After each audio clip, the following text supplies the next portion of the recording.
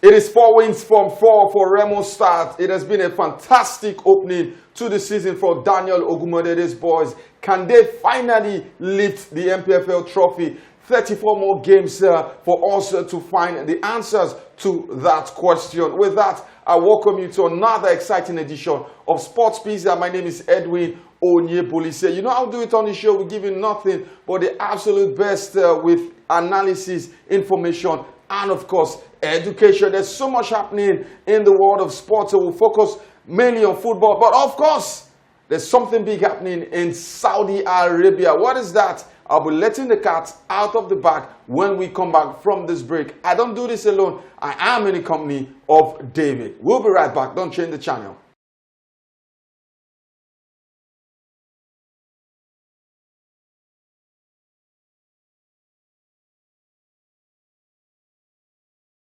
Welcome back. This is Sports Pizza. Edwin and David in the building. David, what's up? How you doing? Edwin, pleasure to be here as always. A roller coaster of a weekend. Arsenal almost gave me a heart attack, but we saw it over the line. And all over the weekend, we saw some interesting action over the weekend. And let's go for it. All right, let's start from the home scene, David. Remo Stars, league leaders, 4 wins from 4. Yeah. Rangers this time were the opponents. And I wouldn't say the mid-light work of Rangers, but it was an impressive performance once again from Remo Stars. Yeah, absolutely. I think before the game, in the press conference, I think Fidelity Lechuku mentioned the fact that Remo Stars are the best team in the country at the moment. It sounded strange, when the defending champion is, saying and that's in the best team in the country. But I think over the course of the last few years, we've seen the kind of improvement they made. Dan Ogumedede, he calls his style of football a ball, and you know what to expect when Remo Stars get on the field. They give their very best, and I think they play some of the best football. I think they paid their dues. They've come close in 2 seasons now. I think this season, I think they will be able to do it. They'll get all the way. All right, shades of Arsenal with Remo Stars. I don't see it. In the other big game, Rivers United defeated Enyimba. It was master versus apprentice. Rivers United also have started this season really well. And Finidi George, maybe this is a reminder of what the Super Eagles are currently missing. Yeah, I think it's a good one for him. When he got the move to Rivers, we felt another opportunity to reignite his career after the whole debacle with the Super Eagles. But I think it doesn't take the fact away from the fact that Finidi is a good coach, and I think he showed this in his time in England. But now Rivers United, defeating his protege, his former assistant, Yemi Olariwaju. I think a good result for them. 3 wins, 1 draw. I think they are in a title fight this season with a winning manager. I think they will get all the way also. All right, other results. El Kanemi and Plateau United played out an entertaining 2-2 draw. Niger Tornadoes were held at home by Bendel Insurance. And Niger Tornadoes have also started the season really well, David. Yeah, absolutely. They've been there and thereabouts. And I think for, Bendel Insurance, Monday Digi has a lot of work to do. But I think for Niger Tornadoes, they are usually a relegation threatening team. But I think this season, they put on 1 or 2 things in order. And hopefully they will have a good season. Abia Warriors defeated Kano Pillars by 2-0. Bayelsa United and Kwara United played out a 1-1 draw. Castina defeated Lobby Stars at 3-0. Like we said, Remo Stars defeated Enugu Rangers 2-1. Shooting Stars and Heartland ended 1-0 in favor of Shooting Stars. I see Shooting as my dark horses. I mean, they have the oracle of the MPFL, but I think for Heartland, we saw how they got relegated. They found their way into the league. But Shooting Stars at home, I think in Ibadan, they are one of the strongest teams there. They have a very strong home contingent. But I think if they can get good results on the away fixtures, I think they will do well. But winning the league might be a tall order, but maybe get on the continent or even in the top 4. And Akwa United lost to Sunshine Stars 1-2. Ikorodu City yet to pick up a win this season. In fact, they only got their first goal in match day 4. Show candidates for relegation. Yeah, absolutely. I think the MPFL has been a big fish for them to fry. They are a relatively new club. They got a huge boost, by getting promoted. But I think it will be a tall order. Probably they will get relegated, learn lessons, and then come back stronger. All right, a quick look at the table. Remo Stars in pole position at this stage of the season. 4 games, 4 wins, 12 points, 7 goals scored, 1 goal conceded. Rivers United are second on the log with 10 points from 4 games. Niger Tornadoes are third with 8 points from 4 games. And Sunshine Stars fourth with 7 points. Casina also with 7 points from 4 games. In the bottom 4, we have Bayelsa United, Heartland Lobby Stars, and Ikorodu City. Away from football, David, momentarily, let's do tennis. There's something cooking in Saudi Arabia. It is called the King's Slam. 6 A-list tennis players will be slugging it out in Saudi Arabia. Novak Djokovic, Rafael Nadal, Yannick Sinner, Carlos Alcaraz, Daniel Medvedev, and Holger Rune. I mean, I think what the Saudis are doing right now in sports, I think it's a complete sports washing they are doing. They are trying to, invest entirely in sports and try to see how they can, revamp their reputation with sports. The LIV golf, they've taken over golf, Formula One also they have. Then also now in tennis, I think even in football as well, see how they've done with their league. And I think it's a good one. Entertainment-wise, there's value and then there's money to be made. But I don't know how the future of this tournament is going to be, but for entertainment, we're going to get. That's a country that thinks. Yeah. Foresight, you project, you have a plan, you execute the plan, and hey, this is where Saudi Arabia is currently. Yeah. They have a possibility of hosting the world, that's football, in 2034. The 6th King Slam starts on the 16th of October with Daniel Medvedev and Yannick Sinner opening proceedings. Before we leave the home scene, let's of course do Nigerian players abroad. David, what do you have for us today? Yeah, absolutely. We saw a couple of Nigerian players shine like a million stars over the course of the weekend. First of all, the big man, the big name himself, Victor Osimhen, finally broke his duck in the Turkish Super League. He finally got a brace, and the celebration showed it because he got a specially printed jersey put finally on the back. I think he has finally arrived in the Super League. It's not how many he's going to score, not just how he's going to dominate the league. Then also we have Chidera Ejuke. I'm very happy for that player. This is a player who has crisscrossed around Europe, gone to Russia to find his place. Now he's in Sevilla, in a Big 5 league, and he got a goal over the last weekend, and also provided another assist, in their 1-1 draw against Athletic Bilbao. Finally, 2 back-to-back 90 minutes. Hopefully, this is opportunity for him because he's one of the best players Nigeria have at this point. He offers something quite different from most of the wingers we have, so it's a good one for him. Also, we have Calvin Bassey and Alex Iwobi for Fulham. 1-0 away victory against Nottingham for ending Nottingham Forest unbeaten record this season. Fantastic one for them in a 1-0 victory. And I think for Nigerian player, Wilfred Ndidi as well, big Wilf.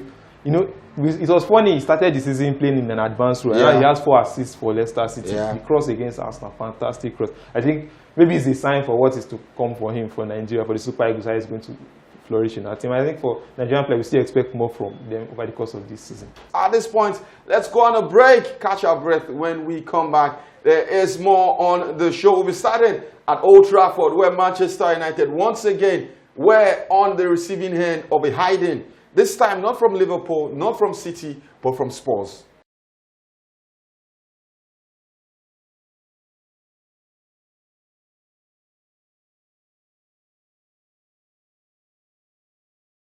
Welcome back from that short break. It's still Sports Pizza. Remember to give us a follow on our social media platforms. The handles are showing on your screen. David, let's get straight to business.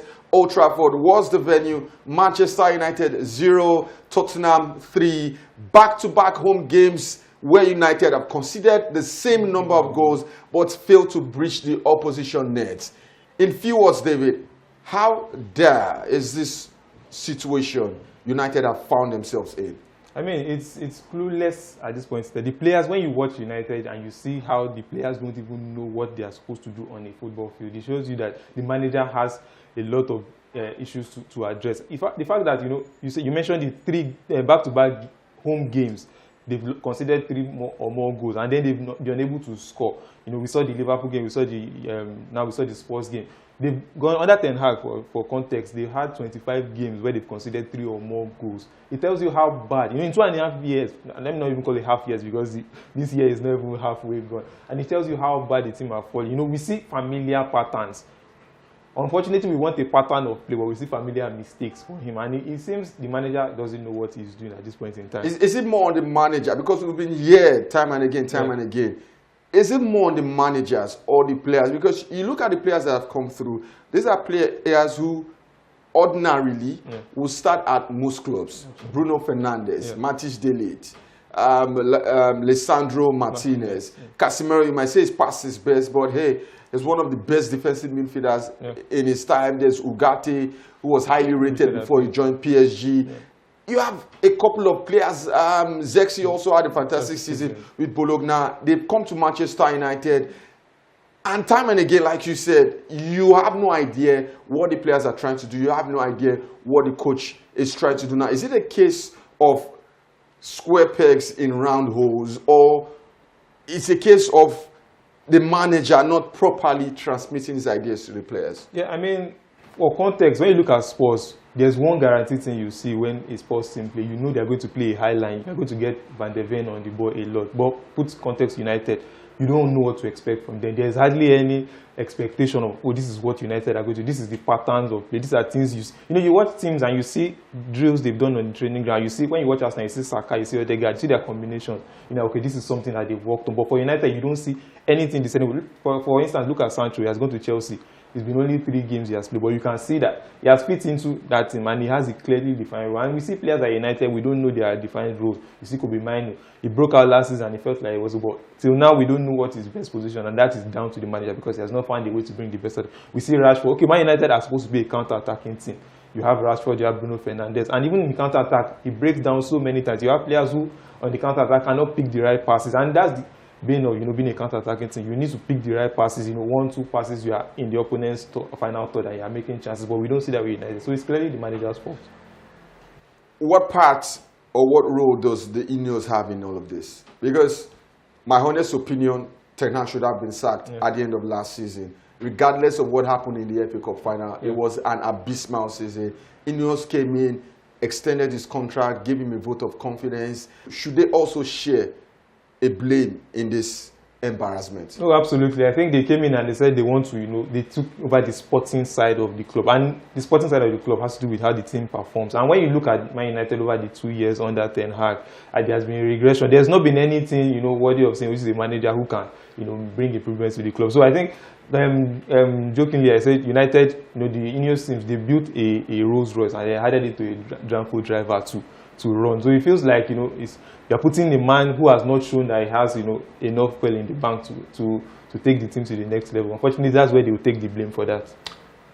Let's talk about Spurs. On the day, they were brilliant. Yeah. If they had their scoring boats, especially Timo Werner, it could have been a routing, 5, 6, 7 goals. So Heung-min didn't start, like you said. Gradually, they are moving up the ladder in terms of the position on the table.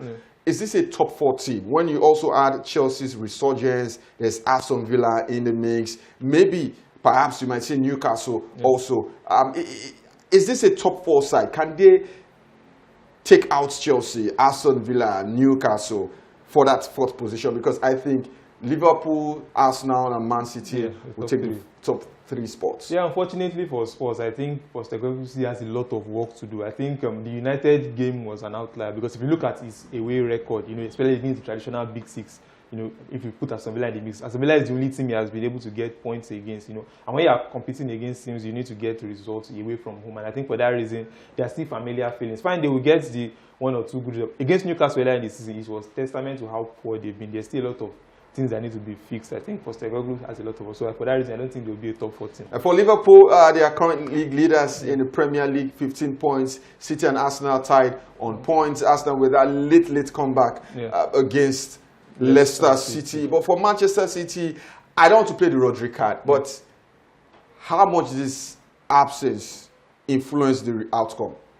I think for Manchester City, we've seen Haaland, we'd say is their most important player because of the goals he provides. But we saw a period last season where he was out and then they had Julian Alvarez to cover. We've seen De Bruyne being out and they've had issues. They've been able to cover it with Phil Foden and Bernardo Silva. But with Rodri, they've not shown in that squad that there's enough cover for him because Kovacic is not the player Rodri is. The likes of Rico Lewis cannot do the job. Matheus Nunes, who they signed for over 50 million, cannot do the job. I think they don't have a replacement. And for that reason, they will suffer because there's no player in that squad that offers the presence, he offers the defensive phase of their game and then in the attacking phase as well. Because you look at them against teams that they struggle to break down. Rodri is the one who they look to try to progress the ball, help them break things down. And then in defense, he helps them to cover most of that because City are very susceptible to fast transition, to fast breaks, and a lot of teams have exploited. We've seen it over the course of the week. Ipswich did it, Brentford did it, and now even Newcastle.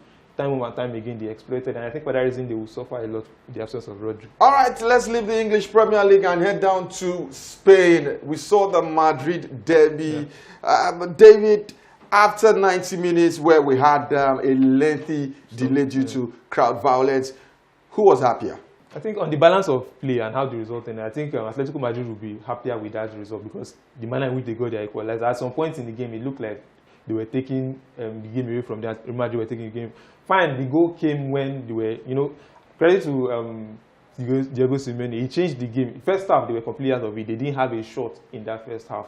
Second half, early in the game, he changed it, and then they took control of that game. Madrid scored, and then they felt deflated. And that was part of what led to the crowd violence. The stadium was, rowdy, and then they kept on plugging at it.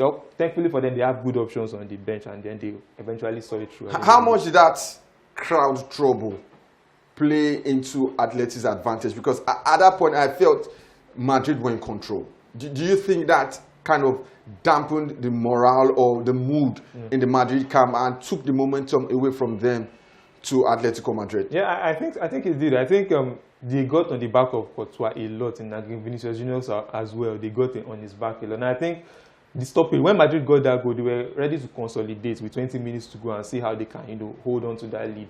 And then the whole issue happened. They had to go into the dressing room for about 20 minutes before they came out again. And I think Atletico Madrid felt, now we need to just push and see how we can get an equalizer, even though we're not going to get a win in this game. And I think it affected Real Madrid. For Barcelona, they suffered a humbling loss at Osasuna, who have started the season in impressive fashion. Was that a reality check for them?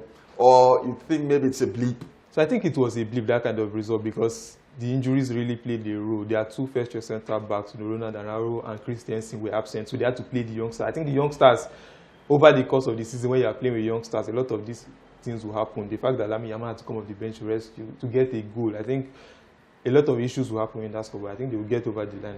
And in the Bundesliga, we saw the high-profile game, Bayern Munich versus Bayer Leverkusen. Game ended 1-1. Spurs were shared. Is this going to be a two-way fight for the title, or do you think Leverkusen will fall by the wayside? Because after 90 minutes, I couldn't separate both teams in terms of what they offered on the day. I was particularly impressed with Xabi Alonso's application and how we approached the game. Yeah, I think it's a two-way fight. I think the Bayern this season is quite different from the Bayern of last season. They are not going to let go without a fight. I think in that game they laid down the marker. They had good chances in that game. Leverkusen also gave as good as they got. I think for this reason, we are seeing the two best teams in the Bundesliga, and it's going to be a title fight all the way to the end. It's been a fascinating start to the season, not just in Europe, but also in the Nigerian Professional Football League. But for those who want to enjoy football, hey, the NPFL is serving you some really, really good football. This is where we drop anchor on today's show. We'll leave you with our video for the week. And remember that we have a lovely, lovely content for you on the social media platforms. My name is Edwin Onyeboli. Till we come your way same time next week. Do have a sporting week and a fantastic weekend. And of course, David, thanks for being on the show. Always a pleasure, Eddie. Pleasure to be here as always. From David is goodbye.